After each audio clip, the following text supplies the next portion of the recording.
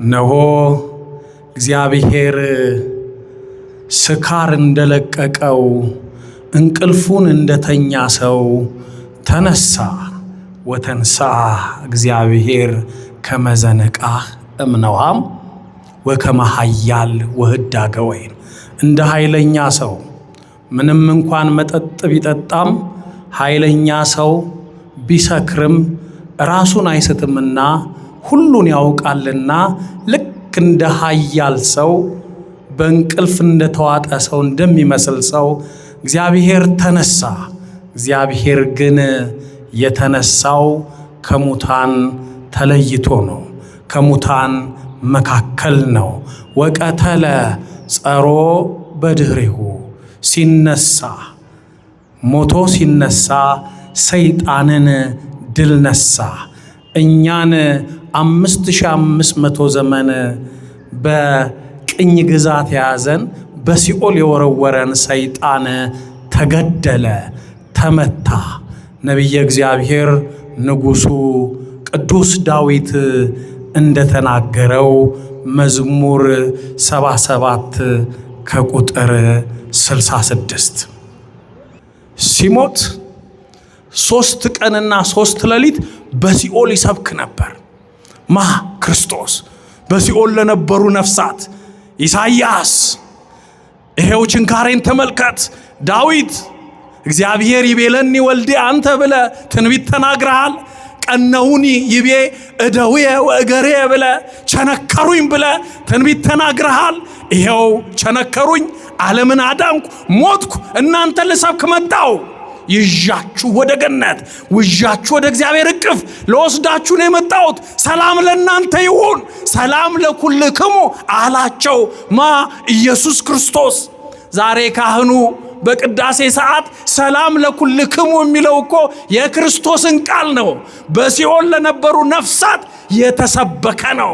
ወገኖቼ አንዳንዴ ሰዎች ሲኦል ቢወረውሩንም ሲኦሉን ገነት ማድረግ ያለብን፣ ሲኦሉን ሀገረ ስብከት ማድረግ ያለብን፣ ሲኦሉን አጥቢያ ቤተ ክርስቲያን ማድረግ ያለብን እኛ ነን ሰብከን። ክርስቶስ የሰበከው ሲኦልም ውስጥ ነው ለነፍሳት። በክርስቶስ ስብከት በክርስቶስ ችንካር 5500 ዘመን የነበሩ ነፍሳት ከሲኦል ወደ ገነት ተሻገሩ። ክብር ምስጋና ለመድኃኔ ዓለም ይሁን።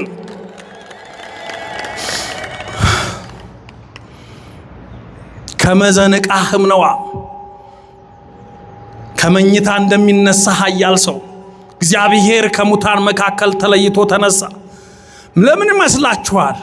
ነቢየ እግዚአብሔር ዳዊት ወደ ኋሊት ሄዶ ኖህን አስታውሶ ይሄንን ምሳሌ ለክርስቶስ ትንሣኤ ያዋለው ለምን ይመስላችኋል?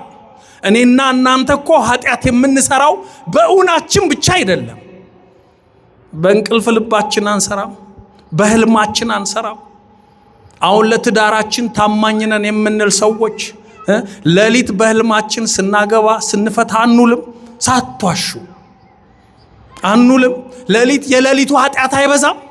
ተኝተን እኮ ነው፣ እንቅልፍ ውስጥ ሆነን ነፍሳችን ከስጋችን ተለይታ በሚመስል መልኩ የፈለገችበት ቦታ ሄዳ የስጋን ገበያ የስጋን ጉዳይ ስታስፈጽም በህልማችን ቅዠት እያልን ጠዋት እናወራዋለን፣ ህልም እያልን ጠዋት እናወራዋለን። ህልምም ቅዠትም ሳይሆን ህልሙም ቅዠቱም የሚፈጠረው ጠዋት ወይንም በቀኑ እያየን ሳንተኛ የምናስበው ሐሳብ እኮ ነው ህልም ሆኖ ሌሊት የሚያዞረን። ቀን የምታስበውን እኮ ሌሊት ትኖረዋለህ። አየህ፣ እኛ ተኝተን እንቅልፍ ውስጥ ሆነን ኃጢአት ነው የምንሰራው፣ ኃጢአት ነው የምናስበው። አንድ ሰው በእንቅልፉ ልቡ በህልሙ ከመካከላችን ሳስቀድስ የሚል ሰው የለም። አቤት ቤተ ክርስቲያን ሄጄ ቦሌ መድኃኔዓለም ሄጄ እመብርሃን ጋር ሄጄ ቅዱስ ሚካኤል ጋር ሄጄ ዛሬ በህልሜ ሳስቀድስ የሚል ሰው የለም። አብዛኛውን የኃጢአት መንደር ውስጥ ነው የሚወስደን። ደግሞ እኮ ብንን ስንል ባለትዳር የሆነ ሰው ሌላ ቤት ሄዶ አድሮ ብንን ሲል ባልየው አጠገቡ ሚስቱ አለች። እንዴ በስማ በእውኔ እንዳይሆን ብቻ ይላል። እንደው አይታርኩ እንደው እንዳትሰማኝ፣ አረ በስማ እንኳን ህልም አደረገው። ከዛስ ይጨነቃል። ለፍልፌ ይሆን አውርቼ ይሆን እንዴት ይሻላል? ቀስቅሶ ሚስቱን እንዴ ለሊት ለፍልፍ ያለው እንዴ ለሊት ምንም ነገር አላረኩም። አይ ስታቃስት ነበር ትለዋለች። እሷ ማውቃ እኮ ነው። ይገባታል እኮ ሴቶች እኮ ይገባቸዋል። ለመጀመሪያ ጊዜ ከሰይጣን ጋር የተማከሩ አይደሉ እንዴ? ይገባቸዋል እኮ። እንኳን የሰው ቋንቋ የሰይጣን ቋንቋም ይገባቸው እኮ ናቸው ሴቶች አይደለ? እኛ ወንዶቹ ነን እንጂ ምንም የማናቀው እነሱ ይገባቸዋል። ሴትን ልጅ ማታለል አይቻልም። ለዚህ ነው በትንሣኤው ይላሉ መናፍቃን ተነስተው ነበር። በክርስቶስ ትንሣኤ ኢየሱስ ክርስቶስ ሲኦልን ሲያመዘብር ሲያፈራርስ ሲሰብክ የራሱን ስቅለት የራሱን ትንሣኤ የራሱን ሞት ክርስቶስ በሲኦል ሄዶ ሲሰብካቸው ሁሉንም ነፍሳት አንድ ያስቀረው የለም፣ ነፃ አውጥቷል። ከማን? ከሲኦል መንጋጋ ከሰይጣን መንጋጋ ፈልቅቆ ነፍሳትን አውጥቷል። አወቅን የሚሉ ግኖስቲኮች ተመራማሪ ነን የሚሉ ግን ሔዋን ቀርታለች ብለው ተነስተው ነበር። ለምን? ለመጀመሪያ ጊዜ ከሰይጣን ጋር የተማከረች ሔዋን ናት ብለው ለክርስቶስንም ለመከራ የዳረገች ሔዋን ናት፣ እርሷማ መውጣት የለባትም ብለው ሔዋን ላይ ፈርደው ነበረ። ሔዋን ወጥታለች። ሌላ ሔዋን ተሰጥታናለች በምትኳ ማ? ድንግል ማርያም። ሔዋንን ጋኔን አሳሳታት። አዎ አሳሳታት። ሰይጣን አሳሳታት። አዎ አሳሳታት። የመጀመሪያ ኃጢአት ምልክት ናት። አዎ ምልክት ናት። እርሷን የምትተካ የሔዋን ምትክ የሔዋን ቤዛ ማ ተሰጥታናለች?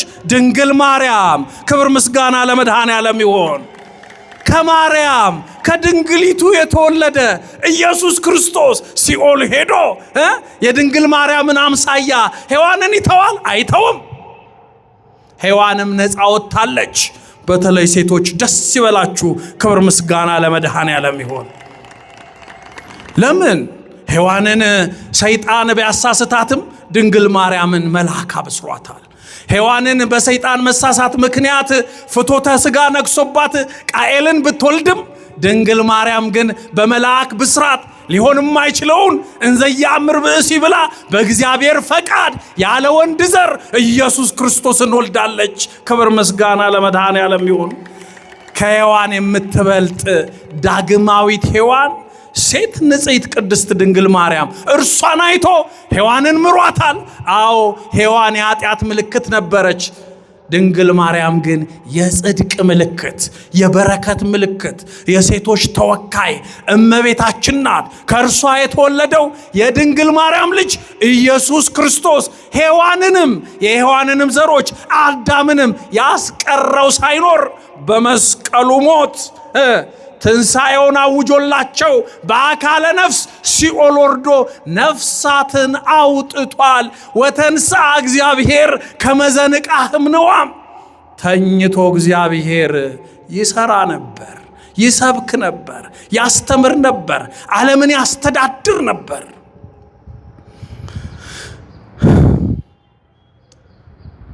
እንቅልፍ ከመዘንቃ ህምንዋም። አዳም ብቸኝነቱን የረሳው የመጀመሪያ ቀን ተኝቶ ነው። እንቅልፍ ሲባል ትዝ ብሎኝ ነው። አዳም 1 ሳምንት ብቻውን ነበር። 1 ሳምንት ባህታዊ ነበር። 1 ሳምንት መነኩሴ ነበር። አዳም ግን አልቻለም። ጥሩ ፍጥረት ተብሎ በእግዚአብሔር አንደበት ተመስክሮለት አዳም ጥቀ ሰናየ እጅግ በጣም መልካም ነው ተብሎ አዳም ሲፈጠር እንከን የለሽ ፍጥረት በእግዚአብሔር አርአያና አምሳል የተፈጠረው አዳም አርብ ተፈጥሮ ሔዋን ሳትፈጠር 1 ሳምንት ብቻውን ቢቆይ የአእምሮ ዘገምተኛ መሰለ። አይናገርም፣ አይጋገርም፣ ዝምተኛ ሆነ። ጭንቀት በዛበት። 1 ሳምንት እኮ ብቸኝነቱን አየው፣ አልቻለውም። አዳም ታረመ፣ ኮሬክት ተደረገ፣ እርማት አጋጠመው። እግዚአብሔር ምን አለ? አዳም ብቻውን ይሆን ዘንድ መልካም አይደለም፣ ስለዚህ ረዳት እንፍጠርለት አለ። ለአዳም ረዳት ለመፍጠር ምን አስፈለገ? እንቅልፍ። በአዳም ከባድ እንቅልፍ ጣለበት። እግዚአብሔር ከባድ እንቅልፍ። አበው ሲተረጉሙት ይሄንን ማእከለ ነዊም ወነቂህ ይሉታል። በመንቃትና በመተኛት መካከል ያለ እንቅልፍ። አንተ ሌሊት የምታገነፋው እንቅልፍ አይደለም። አንዳንድ ሰው ሲተኛ እኮ ያው እንደሞተ ነው የሚቆጠረው። ምንም የማይሰማ ሰው አለ። ምንም የኢትዮጵያ አየር አለስማማ ብሎት ከአፍጋኒስታን አየር የሚስብ የሚመስል ሲያንኮር ያለ የሚያንኮራፋ ስንት አለ መሰላችሁ። አንዴ ከተኛ ተውት። ይሄ ለክርስቶስ ትንሣኤ ምሳሌ አይሆንም። ይሄንን እንቅልፍ አላልኳችሁም። ይሄ እንቅልፍ በእንቅልፍ ላይ እንቅልፍ የሚጨምር ሌላ ደራሞ ጸራሞ የሚባል ሰይጣን አለ። እሱ ተጭኖት ነው። አንዳንዴ ሲጫናችሁ ሌሊት አንገታችሁ ላይ ቆሞ ትንፋሻችሁን ሲያሳጥራችሁ አላያችሁ? በሆዳችሁ ውዳሴ ማርያም ድገሙ፣ ጸሎተ ማርያም ድገሙ። ምንም ያክል ድንጋይ ይዞ አንድ እጁን ብቻ እንዲህ ነካ ብሎ ሲያሳርፍብህ እኮ በቃ የምትገባበት ነው የሚጠፋ።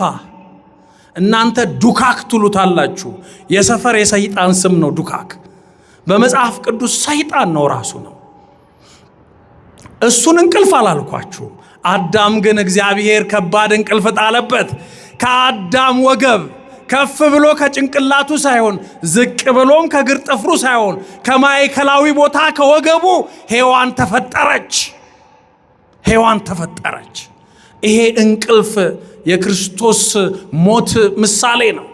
ክርስቶስ ሲሞት በመስቀል ላይ ሲሞት ስለኔና ስለናንተ በደል ሞቱን ክፍያ አድርጎ ካሳ አድርጎ ስለኛ ሲሰቃይ ሲሰቀል መሞቱን ለማረጋገጥ አንድ ለንጊኖስ የተባለ ወታደር ጎኑን ወጋው። ክርስቶስ መሞቱ ተረጋገጠ። ከጎኑ ግን የፈሰሰው ማየገቦ የዛ የወጋውን ሰውዬ አንድ አይና ነበርና አንድ አይኑን አበራለት። ወገኖቼ በዛ በማየገቦ በክርስቶስ ሞት በክርስቶስ የጎን የጦር ውጋት ቤተ ክርስቲያን ተመሰረተች። እኔና እናንተ ከክርስቶስ ወገብ ከክርስቶስ አካል ተፈጠርን። አዲስ ፍጥረቶች ነን። ይሄ መንፈሳዊ ትርጉም ነው የሚያስፈልገው። በክርስቶስ እኛ አዲስ ፍጥረቶች ነን። በፊት በአዳም ነበረ ፍጥረታችን የሚነገረው። አዳም ከጎኑ ሔዋንን ፈጥሮ ነበር። አሁን ግን ከክርስቶስ ጎን ቤተ ክርስቲያን ተሰራች፣ ቤተ ክርስቲያን ተፈጠረች። እኔና እናንተ አዲስ ፍጥረት ነን። የምንጠራው ክርስቲያን ተብለን ነው። ለምን? ቤተ ክርስቲያን ውስጥ ስላለን። ስለዚህ አንዳንድ ሰው እንደሚለው ስለኛ እግዚአብሔር ሞቶልናል ስንል፣ ስለኛ እግዚአብሔር ተሰቅሎልናል ስንል እግዚአብሔርን ከምድረ ገጽ የምናጠፋው የሚመስላቸው አሕዛብ አሉ። ሚስጥሩ ስላልገባቸው ነው። እግዚአብሔር ስለኔና ስለናንተ የከፈለውን ዋጋ በቃላት መግለጽ ራሱ ይከብዳል። ክፉዎች ፈሪሳውያን የራሳቸውን ወገን ክርስቶስን ሰቀሉት፣ ገደሉት። ለእኛ ግን ሞቱ፣ ስቅለቱ፣ ስቃዩ ሕይወት ሆነን ለኛ ሕይወት ሆነን። የእርሱ ሞት ለኛ ሕይወት፣ የእርሱ ስቃይ ለኛ ደስታ ሆነን። እነርሱ ግን ሲሰቅሉት ተመልሶ እንዳይነሳ በአዲስ መቃብር ውስጥ ቀበሩት። አዲስ መቃብር። ለምንድን ነው በአዲስ መቃብር የቀበሩት? የዮሐንስ ወንጌል ምዕራፍ 19ን የማቴዎስ ወንጌል ምዕራፍ 26 እና 27ን እስኪ አንብቡት። በአዲስ መቃብር አንድ ባለጸጋ ነበር። ስሞት እቀበርበታለሁ ብሎ ያሰራው መቃብር ሰው ያልተቀበረበት መቃብር ነበር። ዮሴፍ ይባላል ባለጸጋው። የአርማትያሱ ዮሴፍ ይባላል። በእርሱ መቃብር ቀበሩት። ለምን በአዲስ መቃብር ቀበሩት? እነሱ ያውቃሉ። በብሉይ ኪዳን በመጽሐፋቸው፣ መጽሐፉ የኛም ነው። መጽሐፈ ነገሥት ካለ ምዕራፍ 13 ላይ ነቢየ እግዚአብሔር ኤልሳ ከሞተ በኋላ አጽሙ ሞት አስነስቷል። የሞተ ሰው አስነስቷል። የኤልሳ አጽም መጽሐፈ ነገሥት ካለ ምዕራፍ 13 ከቁጥር 20 ላይ ስናነበው የሚነግረን ይሄን ነው። ከሞት አስነስቷል የኤልሳ አጽም። እስራኤላውያንና ሶርያውያን ሲጣሉ እስራኤላውያን የራሳቸው ወገን አንድ ሰው ሞቶባቸው ወደ ቀብር ሊቀብሩት ሲሄዱ የሞዓብ አደጋ ጣዮች የተባሉ እያሳደዷቸው ነበር ቀባሪዎቹን። የሚቀብሩት ሰዎች ያንን የሞተ ሰው አስከሬን ከመቸኮላቸው የተነሳ ኤልሳ መቃብር ላይ ጥለውት ሄዱ። ያኔ የኤልሳን አጽም ያ የሞተው አዲሱ ሬሳ የተባለው አዲሱ አስከሬን የኤልሳን የቅዱሱን አጽም ነካ፣ ብድግ ብሎ ቆመ። ክብር ምስጋና ለመድኃኔዓለም ይሁን። ይሄ የቅዱሳንን ጸጋ የቅዱሳንን ቃል ኪዳን የምንማርበት ገጽታ ነው። አሁን ግን ይሄን ታሪክ የተረኩላችሁ ክርስቶስን በአዲስ መቃብር የቀበሩት የአብርሃም አጽም እንዳያገኘው፣ የይስሐቅ አጽም እንዳያገኘው፣ የቅዱሳን አጽም እንዳያገኘው እንዳይነሳ አዲስ ከሆነ የማን አጽም ያስነስተዋል ብለው አስበው ነው። ከዛስ መቃብሩን አሸጉት። የኔና የናንተ አምላክ እግዚአብሔር ጌታ መድኃኔዓለም የድንግል ማርያም ልጅ እርሱ ግን መቃብሩ እንደተዘጋ ሞትን ድል አድርጎ ተነሳ። ክብር ምስጋና ለመድኃኔዓለም ይሁን። ተነሳ። እግዚአብሔርን መዝጋት አይቻልም። እግዚአብሔርን ማሸግ አይቻልም። እግዚአብሔር ላይ መቆለፍ አይቻልም። መቃብሩን ቆልፈውበት ነበር። እርሱ ግን ቁልፉን ሳይከፍት ማህተሙን ሳይከፍት ድንጋዩን ሳያንከባልል በተዘጋ መቃብር መግነዝ ፍቱልኝ ሳይል መቃብሩን አሸንፎ ሰው የከመረውን ድንጋይ ጥሶ ተነሳ። የድንግል ማርያም ልጅ ክብር ምስጋና ለመድኃኔዓለም ይሁን። የተነሳውን አያችሁ፣ የተነሳውን የተሰቀለውን ኢየሱስ ክርስቶስን እንሰብካለን። ስብከቱ የተጀመረው እዛው መቃብር ቦታ ነው። መግደላዊት ማርያም ስትሄድ፣ ጴጥሮስ ሲሄድ፣ ዮሐንስ ሲሄድ ወደ መቃብሩ ሚካኤልና ገብርኤል ከመቃብሩ ውስጥ ሆነው ክርስቶስ ተነስቷል፣ የናዝሬቱ ኢየሱስ ተነስቷል፣ እዚህ መቃብር አካባቢ አትወዛወዙ፣ እሱ ተነስቷል። ሕያውን ከሙታን መካከል ለምን ትፈልጉታላችሁ? ተነስቷል። ክብር ምስጋና ለመድኃኔዓለም ይሁን። ተነስቷል። ስለዚህ ኤልሳ በሞቱ በአጽሙ ሰው ስላስነሳ አንድ ሰው ስላስነሳ ክርስቶስ የጻድቃን የሰማዕታት አጽም እንዳያስነሳው ብለው በምቀኝነት ቢቀብሩትም ኤልሳ በተሰጠው ጸጋን ያስነሳው። ኤልሳ ፍጡር ነው፣ ፈጣሪ አይደለም። ክርስቶስ ግን በመስቀል ላይ ሆኖ ሲሞት ከመስቀሉ ስር እኮ 500 ቅዱሳን እነ አብርሃም እነ ይስሐቅ እነ ያዕቆብ ከተማ ገብተው እኮ ከዘመዶቻቸው ጋር ተዋውቀዋል፣ ከዘመዶቻቸው ጋር በልተዋል። እኔ አይደለሁም ምለው፣ ወንጌሉ ነው የሚለው። አንብቡት። ቅዱስ መቃብሮች ተከፈቱ። ክርስቶስ ሲሰቀል ሙታን ተነሱ፣ ወደ ከተማ ገቡ። ኤልሳ አንድ ሰው ነው ያስነሳው። ክርስቶስ ግን ሁሉንም ከተማ ገብታችሁ ጎብኝታችሁ ተመለሱ ተባሉ። ይሄ እግዚአብሔር ሥራ ነው። ወደ ውጭ ሀገር ሄዳችሁ የምታውቁ ከሆነ በአውሮፕላን ስትሄዱ ትራንዚት የሚባል ነገር አለ። ትራንዚት ማለት ምን ማለት ነው? ከዚህ ለምሳሌ አውስትራሊያ የምትሄዱ ከሆነ ሲንጋፖር ላይ ትራንዚት ትቆያላችሁ በሌላ አውሮፕላን ለመሄድ። ከዛስ ከአውሮፕላን ጣቢያ ውጪ ግን መንቀሳቀስ አትችሉ። ከአውሮፕላኑ ወጣችሁ ግቢው ላይ መንቀሳቀስ፣ ወደ ከተማ ግን መግባት አትችሉ።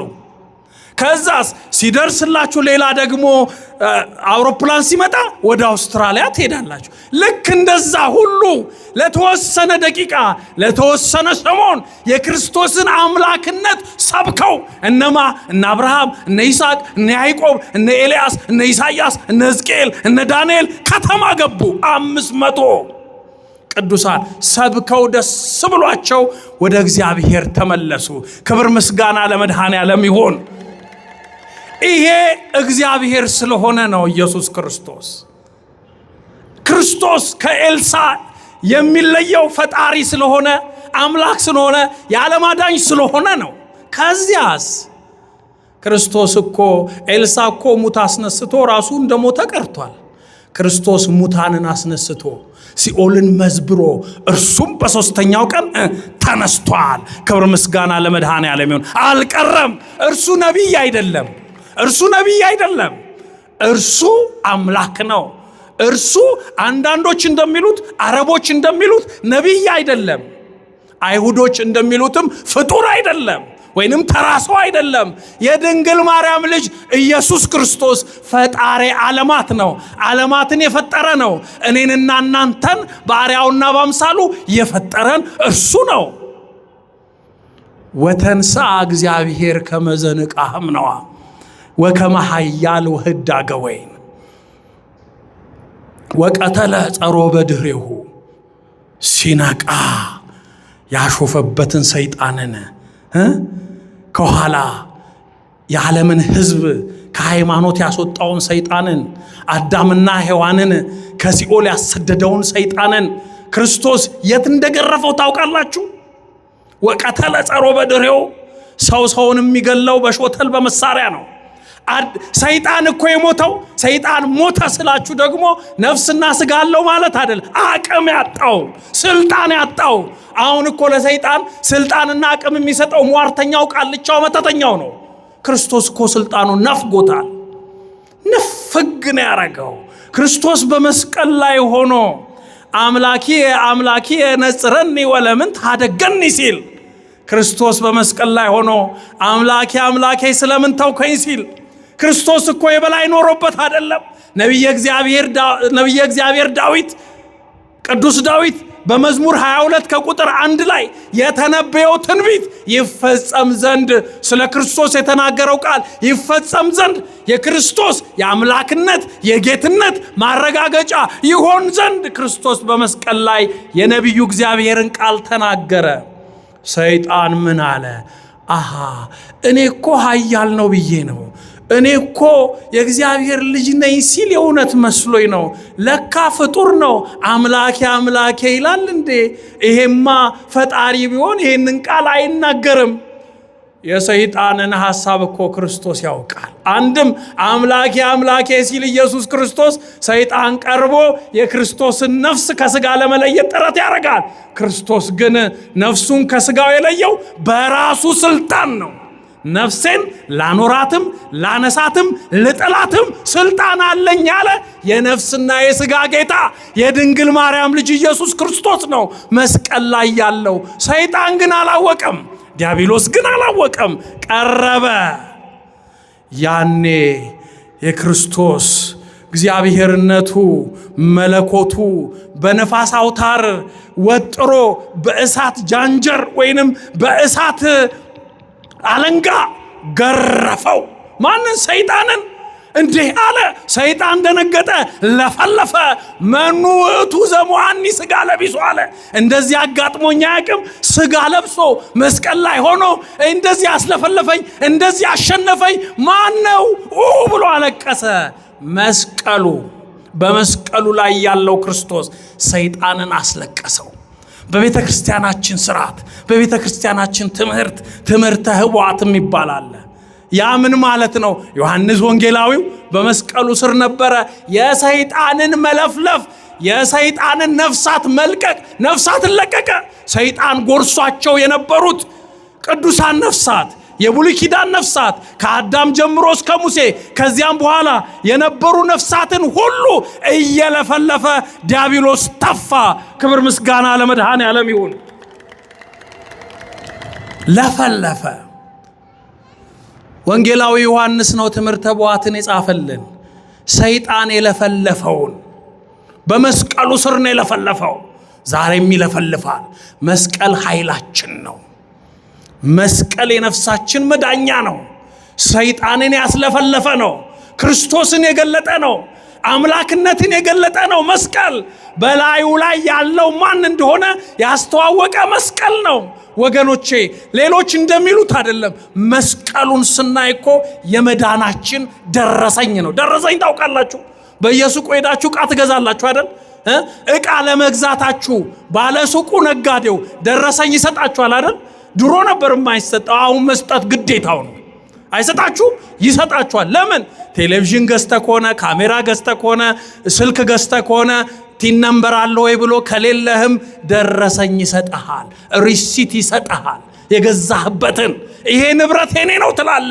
መስቀል ምልክቱ እኔና እናንተ የዳንበት ስለኛ የተከፈለውን ዋጋ የምንገልጽበት እግዚአብሔር ለኛ የሰጠን ደረሰኝ ነው። ክብር ምስጋና ለመድኃኔዓለም ይሁን። ደረሰኛችን ሰይጣንን የምናስለፈልፍበት የምናስለቅስበት ሰይጣንን የምንበቀልበት ደረሰኛችን ነው። ይገርማል። ወተንሳ እግዚአብሔር ከመዘነቃህም ነዋ ወከመሃያለ ወህዳገ ወይን ወቀተለ ጸሮ በድህሬሁ። ያለፈው ሳምንት እሁድ እስከ ዛሬ ድረስ አንዱ ሳምንት እንዳንድ ቀን ነው የሚቆጠረው። እሁድ ትንሣኤ ነበር። ዛሬ ደግሞ ዳግማ ትንሣኤ ነው ወይንም ዳግም ትንሣኤ ነው። ሁለተኛ ትንሣኤ ለማለት አይደለም ሚስጥሩ። ኢየሱስ ክርስቶስ ዕለተ ትንሣኤውን ያከበርነው በባህር ሐሳብ አወጣጥ ባለፈው ሳምንት እሁድ ነው። ጥንተ ዕለቱ ግን ወገኖቼ ክርስቶስ ከሙታን የተነሳበት ቀን ጥንተ ዕለቱ በመጀመሪያ የተሰቀለው ምን ቀን ነው ንገሩኝ? አይ ወሩንና ቁጥሩን አርብ ነው። ልክ ነው። ወሩ ምንድን ነው? መጋቢት 27። እሺ መቼ ተነሳ ታዲያ? እንደዚህ ከሆነ በ29 እሁድ ቀን ሰማችሁኝ? መጋቢት 29 ዓለም የተፈጠረበት ቀን ነው። መጋቢት 29 ኢየሱስ ክርስቶስ ወደዚህ ዓለም የመጣበት ቀን ነው። ታኅሳስ 29 ቢወለድም በባህር ሐሳብ አቆጣጠር ልዩ ቦታ የሚሰጠው መጋቢት 29 ጽንሰት ነው። መጋቢት 29 አሁንም ዓለምን የሚያሳልፍበት ነው። ትንሣኤውም የተመሰረተው መጋቢት 29 ነው።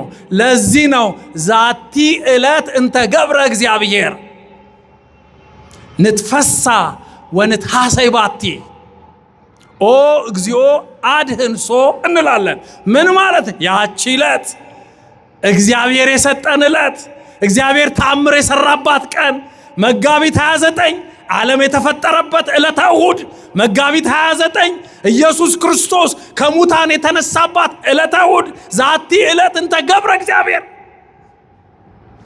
አይገርማችሁም? በዚህ ቀን እኮ ነው የዮሐንስ ወንጌል ምዕራፍ 20 ከቁጥር 1 ላይ ምን ይላል?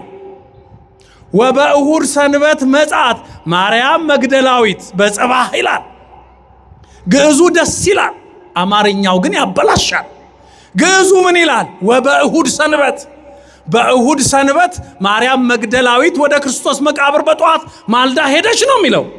አማርኛው ግን ከሳምንቱ በፊተኛው ቀን በመጀመሪያው ቀን ይላል። አላበላሸው? አበላሽቶታል። ሰንበት ነው እሁድ። ግዕዙን ነው መከተል። አማርኛው ውስጥ እኛ ብቻ ሳንሆን ብዙ ሰዎች አሉበት። ስለዚህ አማርኛው ተበላሽቷል። እሁድ የሳምንቱ የመጀመሪያ ቀን በካላንደር ነው አጠራሩ። እሁድ የሥነ ፍጥረት የመጀመሪያ ቀን ነው። አዎ እሁድነቱ ሰንበተ ክርስቲያን ቢባልም በዘመነ ብሉይም የሚታወቅ ነው። በብሉይ ኪዳንም የእሁድ ሰንበትነት በትንቢት የተነገረ በአዲስ ኪዳን የተረጋገጠ ነው።